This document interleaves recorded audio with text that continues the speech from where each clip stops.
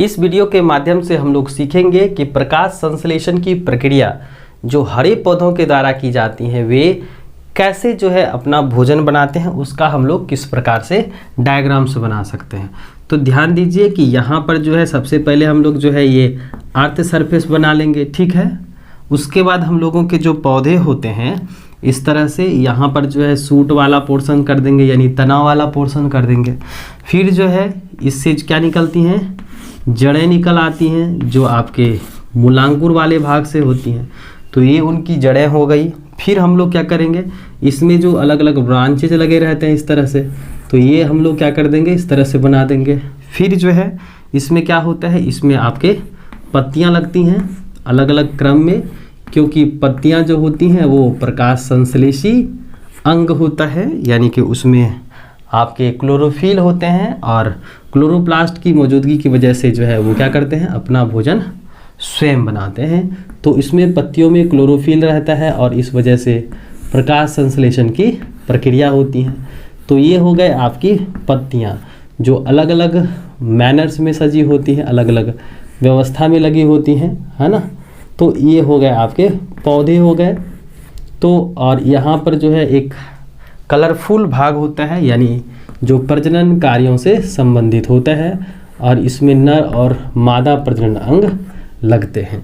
तो ये हो गए कंप्लीट पौधे। और इसमें जो है आपका यहाँ से लेकर के ये वाला जो भाग है ये क्या कहलाता है, तना तंत्र कहलाता है। क्या कहलाता है, तना तंत्र कहलाता है, जिसको हम लोग सूट सिस्टम कहते हैं, सूट सिस्टम कहते हैं। और ये जो वाला आपका भाग है जो ज़मीन के अंदर होता है उसको हम लोग क्या कहते हैं, रूट सिस्टम कहते हैं। क्या कहते हैं, रूट सिस्टम। इसको हम लोग जड़ तंत्र कहते हैं, ठीक है। तो जड़ तंत्र का जो निर्माण होता है वो आपके रेडिकल से होते हैं, यानी मूलांकुर से जड़ पैदा होते हैं, ठीक है, मूलांकुर से होते हैं। उसके बाद जो है आपका ये परांकुर से जन्म लेता है। तो ध्यान में रखिएगा, जड़ तंत्र का विकास मूलांकुर से और तना तंत्र का विकास परांकुर से होता है। अब आइए कि पत्तियां जो होती है ना, तो यहाँ पर हम लोग एक लीफ जो है यानी पत्ती का आकार बनाएंगे। ये पत्तियां हैं और इसमें जो है अलग अलग भाग होते हैं, जैसे ये जो आप देख रहे हैं इस तरह का, इसको बोलते हैं हम लोग सिरा कहते हैं। क्या कहते हैं, सिरा। तो ये हो गया आपके पत्तियां जो आपके मुख्य अक्षों से लगी रहती हैं, और इस डंटीनुमा संरचना को हम लोग क्या कहते हैं, पर्णवृंत कहते हैं, ठीक है। तो इसमें रहते हैं आपके क्लोरोफिल। अब होता क्या है कि प्रकाश संश्लेषण की प्रक्रिया में सूर्य का प्रकाश जो है सबसे बेहद ज़रूरी है। पत्तियों में क्या मौजूद होता है, क्लोरोफिल। क्या मौजूद होता है, क्लोरोफिल मौजूद रहता है, ठीक है। और उसके बाद पत्तियां क्या करती हैं, पर्यावरण से कार्बन डाइऑक्साइड लेती हैं, ठीक है। उसके बाद ये क्या करते हैं, पत्तियां जो है वह जल तथा खनिज लवण का अवशोषण करती है, यानी जल तथा खनिज लवण उपलब्ध करती है। किसके द्वारा भाई, तो यह जड़ के द्वारा लेती हैं।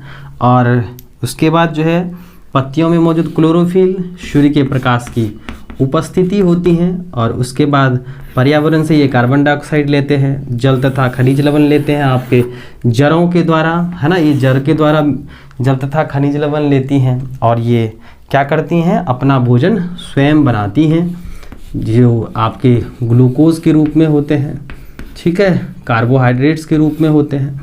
तो ये भोजन बना ली और क्या देती हैं, हम लोगों को प्राण वायु यानी ऑक्सीजन देती हैं। साथ साथ यह क्या करती हैं, जलवाष्प देती हैं। यानी कि प्रकाश संश्लेषण की प्रक्रिया में 4 चीज़ों की आवश्यकता होती हैं। पहला जो आपका है वो है सूर्य का प्रकाश, दूसरा है आपका जल तथा खनिज लवण, तीसरा हो गया आपका क्लोरोफिल, और चौथा क्या हो गया, पर्यावरण में मौजूद कार्बन डाइऑक्साइड। तो ये क्या हो गया, आपके आवश्यक सामग्री हो गए। और इस सबों के मिलने के बाद जो पौधे अपना भोजन स्वयं बनाते हैं, ग्लूकोज के रूप में या कार्बोहाइड्रेट्स के रूप में जमा करते हैं, और हम लोगों को ऑक्सीजन देते हैं। क्या देते हैं, ऑक्सीजन देते हैं, जिसे हम लोग प्राणवायु कहते हैं। इसके बिना हम लोग कुछ पल भी जीवित नहीं रह सकते। और ये है आपका जलवाष्प। क्या है? जलवाष्प। तो ये पौधों के क्या हो गए? प्रकाश संश्लेषण की प्रक्रिया इस तरह से होती है हरे पौधों में। अगर हम लोग प्रकाश संश्लेषण के रासायनिक अभिक्रिया देखें तो फिर हम लोग इसको इरेज कर देते हैं, है ना।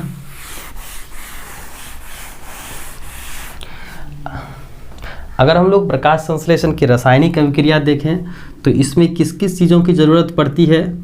तो आपके कार्बन डाइऑक्साइड की ज़रूरत पड़ती है, तो इसको हम लोगों ने जो है संतुलन के लिए 6CO2 लिखा है।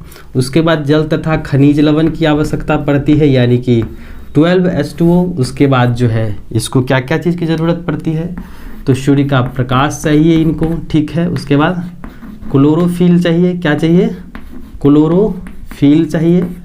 उसके बाद ये क्या करते हैं? कार्बोहाइड्रेट्स के रूप में भोजन संग्रह करते हैं, यानी C6H12O6 के रूप में। फिर जो है ये क्या करते हैं? आपके जलवाष्प यानी कि 6H2O और 6O2 जो आपका गैसीय रूप में यह प्रकृति से रिलीज कर देता है। तो यहाँ पर हम लोग लिखेंगे कार्बन डाइऑक्साइड। क्या लिखेंगे? कार्बन डाइऑक्साइड यानी CO2 कहाँ से ग्रहण किया? कार्बन डाइऑक्साइड कहाँ से ग्रहण किया? तो पर्यावरण से लिया ये, है ना। उसके बाद आपका जल खनिज लवण, जल तथा खनिज लवण कहाँ से लिया? तो मिट्टी से लिया, है ना। किसकी मदद से लिया? तो जल की मदद से लिया। फिर आपके सूर्य के प्रकाश हो गए और क्लोरोफिल की उपस्थिति में हरे पौधे अपना भोजन बनाते हैं कार्बोहाइड्रेट्स के रूप में, कार्बोहाइड्रेट के रूप में। और ये जलवाष्प के साथ साथ ऑक्सीजन देते हैं। क्या देते हैं? ऑक्सीजन देते हैं। तो ये हो गए आपके प्रकाश संश्लेषण की अभिक्रिया, रासायनिक अभिक्रिया। और यहाँ पर जो है कौन कौन से पोषक तत्व लगते हैं, तो ये सारा का सारा जो है प्रकाश संश्लेषण के लिए रिक्वायर्ड मटेरियल्स होता है। पहला आपका कार्बन डाइऑक्साइड है, दूसरा आपका जल खनिज लवण है, तीसरा आपका सूर्य का प्रकाश है, और उसके बाद क्लोरोफिल है। और ये क्या बनाते हैं? कार्बोहाइड्रेट्स, ग्लूकोज बनाते हैं। और हम लोगों को बाय प्रोडक्ट्स के रूप में जलवाष्प और ऑक्सीजन देते हैं। तो ये क्या हो गया? आपके कंप्लीट प्रकाश संश्लेषण की रासायनिक अभिक्रिया। और इन प्रोसेस में कैसे अपना पौधे जो है भोजन स्वयं बनाते हैं।